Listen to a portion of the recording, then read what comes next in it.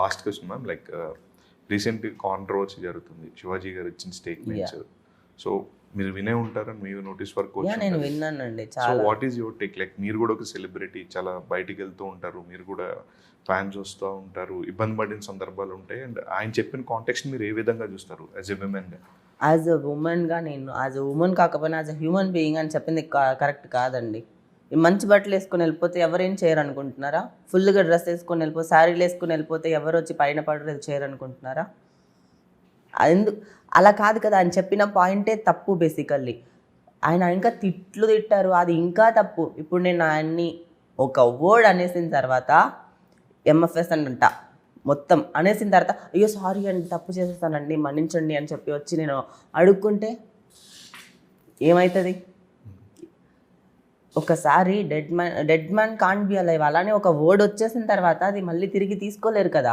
అది చెప్పకముందే మేనర్స్ ఉండాలి. కాసేపు కొంచెం ఆలోచించి మాట్లాడితే ఏమవుతుంది? ఒక డ్రెస్సింగ్ సెన్స్ని బట్టి ఎలా డిసైడ్ చేస్తారు?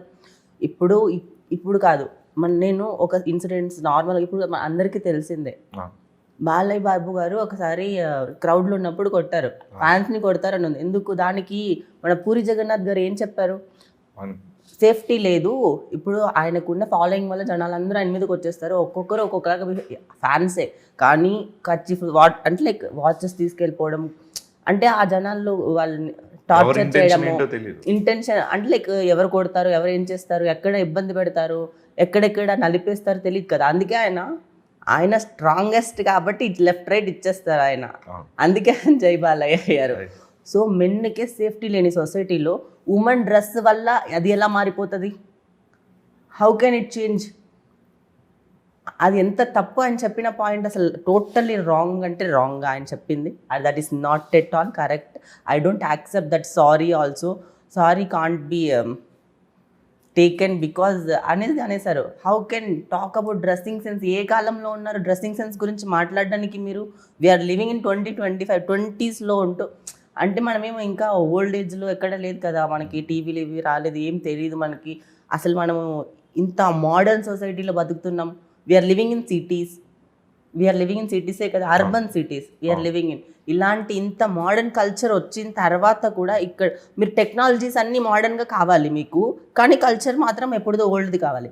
ఓల్డ్ కల్చర్ కావాలి. ఓకే, మన ఓల్డ్ కల్చర్కే వస్తాయి. ఇప్పుడు మన ఓల్డ్ కల్చర్లో మన ఇండిపెండెన్స్కి ముందు ఇప్పుడు కానీ కొన్ని చాలా ఊర్లలో వెళ్ళి చూడండి, ముసలమ్మలు వాళ్ళందరూ శారీ వితౌట్ బ్లౌజ్ వేసుకుంటారు.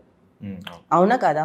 అది ఎక్కడి నుంచి ఉంది? చాలా ఇయర్స్ మనకి బ్రిటిష్ వాళ్ళు రాకముందు నుంచి అది మన కల్చర్, వితౌట్ బ్లౌజ్. కానీ సుభాష్ చంద్రబోస్ వాళ్ళ సిస్టర్, ఇది ఒక యాక్చువల్గా ఉంది థియరీ. సుభాష్ చంద్రబోస్ వాళ్ళ సిస్టర్ ఎలైట్ క్లబ్లో వెళ్ళడానికి, అప్పుడు బ్రిటిషర్స్ వెళ్ళడానికి వాళ్ళు అలో చేయట్లేదు అంటే, అప్పుడు she started wearing a blouse. Then అదేమైందంటే ఒక కల్చర్గా మారింది. బ్రిటిష్ వాళ్ళు తీసుకొచ్చారండి మన ముందు. దీనికి ముందు కూడా ఏంటి, మన దేవతలు, శిల్పాలు, గుడిలలో శిల్పాలు, మనం పూజించే దేవతలు, అమ్మవార్లు ఎంత అద్భుతంగా అందంగా కనిపిస్తారు.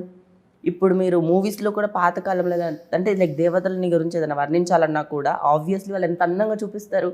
మన ఇండియన్ కల్చర్ ఉమెన్ని ప్రైజ్ చేస్తుంది, దేవతల్లా చూస్తారు, అమ్మవారిలా చూస్తారు. వాళ్ళు ఎంత అందంగా కనిపిస్తారు వాళ్ళు అంటే. అప్పట్లో అలా ఉండేవి, కానీ ఇప్పుడు మారిపోయింది, సొసైటీ మారిపోయింది, మీ ఆలోచనలు మారిపోయాయి, మీ బుద్ధి మారిపోయింది. మీరు డ్రెస్సింగ్ సెన్స్ గురించి మాట్లాడుతున్నారు, అప్పటి వాళ్ళు మాట్లాడలేదే మరి? అప్పుడు రాణులు మాట్లాడలేదే? అప్పుడు శిల్పాలు చెక్కిన అంటే శిల్పకారులు మాట్లాడలేదే అలాగా వాళ్ళ గురించి? ఇప్పుడు ఎందుకు వచ్చింది? ఇంత మోడర్న్ సొసైటీకి వచ్చి మీకు బుద్ధి పోయిందా? నాకు అర్థం కాదు. వెళ్ళిపోయింది బేసికల్లీ.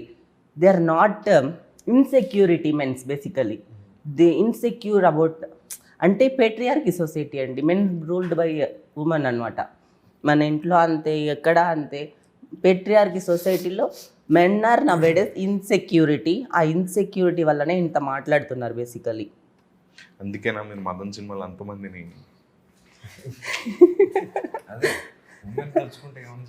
అదే రివల్యూషనరీ. ఈ సినిమాలో ఎవ్వరు ఒక ఆడదాన్ని అలా ఎక్స్పెక్ట్ చేయరు. Revolutionary character. ఈ క్యారెక్టర్ని ఇన్స్పైర్ అవ్వమని చెప్పను. ఏం చెప్తానంటే, you can be bold, you can do anything. Women అనుకుంటే అప్పట్లో రాజ్యాలు కూలిపోయాయి అని చెప్పారుగా, కుటుంబాలు రాజ్యాలు చాలా కూలిపోయాయి. అంటే ఎందుకు? Women are more powerful. అనచ్చడానికి చూస్తారు, అనగొద్దు. అవును. మీరు చేయగలరు అని నమ్మండి అంతే. జస్ట్ యు ఆర్ స్ట్రాంగ్ అంతే. సో డెఫినెట్లీ మదం